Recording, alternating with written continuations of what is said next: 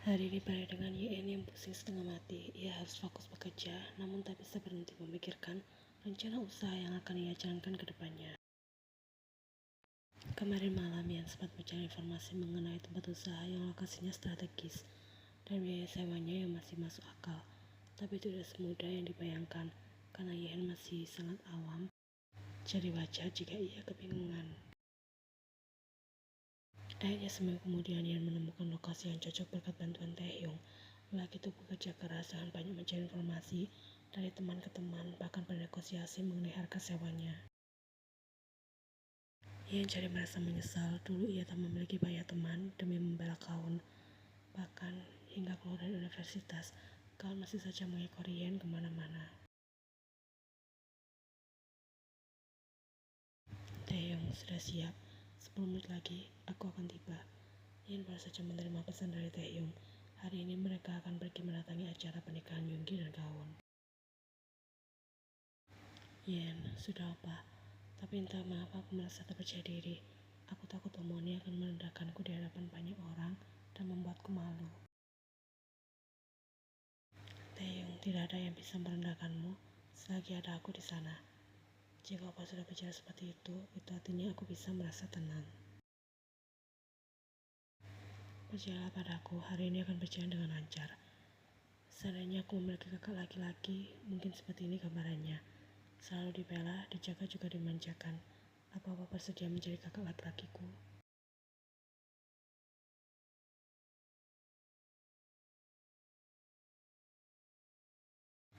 Padahal pasti seru punya kakak laki-laki sepertimu.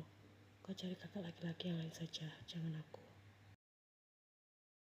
Karena targetku menjadi suamimu, Chung Yen, seru Taehyung kemas sendiri sembari menatap layar ponselnya menanti balasan dari Yen. Opa, aku sudah siap untuk berangkat. Aku akan menjemputmu sekarang.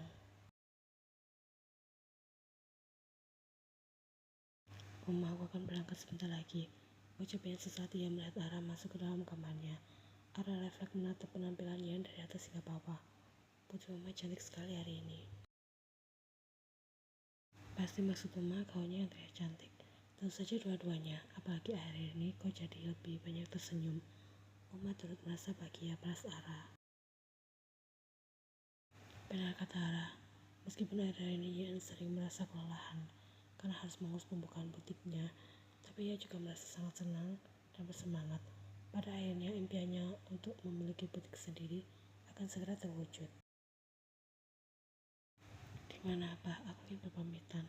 Oma meminta tolong pada apa untuk membeli gula di minimarket. Kalau Taehyung memang sudah datang, kau langsung berangkat saja, nanti akan Oma sampaikan pada apa, ucap Ara.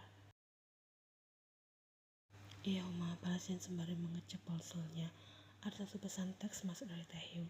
Sepertinya Taehyung Opa sudah ada di depan. Merasa curiga saat Taehyung berkata ia akan berangkat, tapi ternyata sudah berada di jalan. Buktinya ia sampai ke kediaman Jung dengan waktu singkat. Ia sudah cepat temui Taehyung di depan Tara. Taehyung tambah mengenakan setelan jas berwarna hitam senada dengan gaun yang Yen kenakan. Kau terlihat tampan sekali hari ini Taehyung, puji Ara. Taehyung sudah tersenyum malu karena mendapatkan pujian dari calon ibu mertua. Terima kasih Uma, Yen juga sangat cantik. Tentu saja, bukankah dia calon istrimu? Ara sengaja menggoda keduanya. Tidak masalah, karena ada istilah ucapan adalah doa, apalagi ucapan seorang ibu, sudah pasti manjur. Jika memang berjodoh, juga tak masalah karena Taehyung memiliki sifat yang sopan serta ramah. Calon istri, aku mendapatkan lampu hijau secara terang-terangan, batin Taehyung kegirangan. Apa aku sudah mendapatkan restu? Tanya Taehyung. Tentu saja, balas Sarah. Kalau begitu, hanya tinggal menunggu Chung Yen. Apakah dia bersedia bersamaku menjadi istriku serta membina rumah tangga bersama? Jeletuk Taehyung. Opa jangan bicara aneh-aneh, kita jadi berangkat atau tidak? Tanya Yen mematahkan angan-angan indah seorang Kim Taehyung. Mari kita berangkat, Oma, kami pamit pergi dulu. Di mana apa? Tanya Taehyung mencari keberadaan lelaki parubaya tersebut. Apa pasti pergi ke minimarket? Nanti akan Oma sampaikan, balas Sarah. Ya Uma, Taehyung mengiringi langkah Yan hingga garis itu masuk ke dalam mobil. Acara resepsi pernikahan dimulai pukul 10 pagi. Kedua mempelai sudah berada di sana, singgasana yang seharusnya menjadi tempat Jung Yi-en. Tapi ingat, Yan sudah tidak peduli. Ia justru merasa sangat bersyukur karena Tuhan telah menunjukkan sifat asli Min Yoongi sebelum mereka sampai di pelaminan. Pesta pernikahan mereka bertema outdoor, berbeda dengan tema pernikahan impian Yan yang diadakan di sebuah gedung dengan tema Raja dan Ratu Sari. Selamat menempuh hidup baru kalian berdua, semoga langgeng hingga kakek dan nenek. Ojep yang memberikan ucapan selamat. Saat Yan menghampiri Yoongi dan Gaon di sana, suasana di sekitar mendadak sunyi. Soal momen ini sudah lama ditunggu-tunggu oleh mereka para tamu undangan yang mengetahui perjalanan kisah cinta Yoongi dan Yan. 12 tahun bersama namun ternyata tidak berjodoh. Terima kasih Yena, kau memang sahabat terbaikku. Apapun yang aku inginkan selalu kau berikan padaku, termasuk calon suamimu. Kau membalas ucapan Yan dengan sindiran tajam. Bukannya emosi seperti ekspektasi Gaon, berharap Yan mengamuk dan mengacaukan acara pernikahan, kemudian nama baiknya akan menjadi tercemar. Ternyata, Yan justru tak mempedulikan ucapan Gaon. Ia bersikap seolah-olah tak mendengar apapun. Sementara Yoongi tak bisa berhenti menatap Taehyung yang terakhir tadi terus berdiri sebelah Yan. Kau membawa siapa? Mengapa tidak datang sendirian saja? Apa ada peraturan yang mengharuskan aku datang sendirian? Tidak kan, balas Yan sebal. Yana, kau harus bisa menahan emosi, jangan marah, bisik Taehyung mengingatkan. Begini saja, agar tak terjadi salah paham bagaimana kalau kita berdua kenalan terlebih dahulu. Taehyung menyodorkan tangannya untuk berjabat dengan Yoongi. Namaku Kim Taehyung, aku calon suami Jung Yan. Yoongi semakin memberikan tatapan tak suka pada Taehyung, enggan membalas jabatan tangannya. Kau pandai mengarang cerita bebas ya. Kini Yoongi berganti menatapnya di sana. Kau juga kata sekali membawa laki lain datang ke acara pernikahan kami. Aku pernah membawa siapapun. Kenapa jadi kau yang kebakaran jenggot? Sudah mengaku saja kau cemburu kan, balas Yan. Gaon tertawa sinis. Yoongi cemburu padamu. Kau terlalu percaya diri Yena. Tidak bisa dipungkiri, kami telah menghabiskan waktu bersama selama 12 tahun. Banyak kenangan manis yang telah tercipta. Min Yoongi tak akan semudah itu untuk melupakan semuanya, balas Yan. Yan membalas tatapan Gaon sama tajamnya. Sebenarnya sifat Yoongi cenderung polos sebelum ia menjadi dekat denganmu. Itu segera berubah setelah kau meracuninya hingga isi otaknya menjadi tak karuan. Yena, mari kita sampai di sini. Aku takut kau kelepasan aja Taehyung. Baiklah, kita pergi dari sini, balas Yan. Yoongi terus saja melihat Yan yang berjalan semakin menjauh beriringan dengan Taehyung. Siapa sebenarnya lelaki itu? Membuatku emosi saja, aku Yoongi kesal. Kenapa? Kau benar-benar cemburu? Jangan bersikap macam-macam.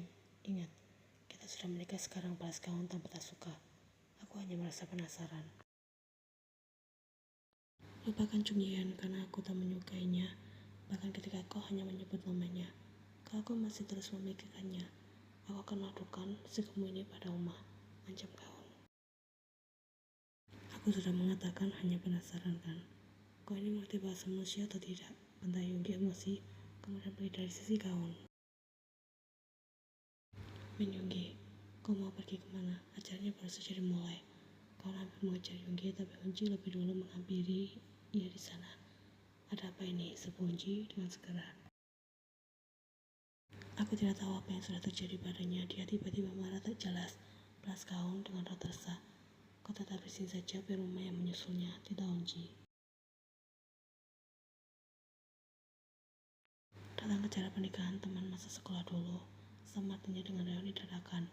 Yan bisa bertemu kembali dengan teman-teman, meskipun ia agak sebal karena banyak dari mereka yang menanyakan mengapa Yoongi justru menikah dengan Gaon. Jawaban Yan, karena mereka berjodoh. Hanya sesingkat itu, karena ia tak mau pusing. Kebanyakan yang datang memang teman dari Yoongi, karena Gaon hampir tak memiliki teman. Sama halnya seperti Yan, meskipun ia masih memiliki beberapa yang dekat, seperti Seokjin, Jimin, dan Suhyun. Tidak seperti Yoongi yang banyak memiliki teman karena pernah menjadi kapten tim basket saat kelas 2 SMA. Intinya perasaan yang campur aduk saat datang ke acara pernikahan Yoongi dan Gaon. Beruntung ada Taehyung yang selalu membuatnya merasa tenang, mengajaknya bercanda hingga Yen tak lagi merasa tegang. Tapi kehadiran Taehyung juga membuat sebagian teman-teman Yoongi menuduh Yen yang selingkuh hingga Yoongi berpaling pada Gaon. Terserah kau saja, untuk apa Yen membuang-buang tenaga menjelaskan semuanya jika sudah dari awal mereka sudah yakin kronologinya memang seperti itu.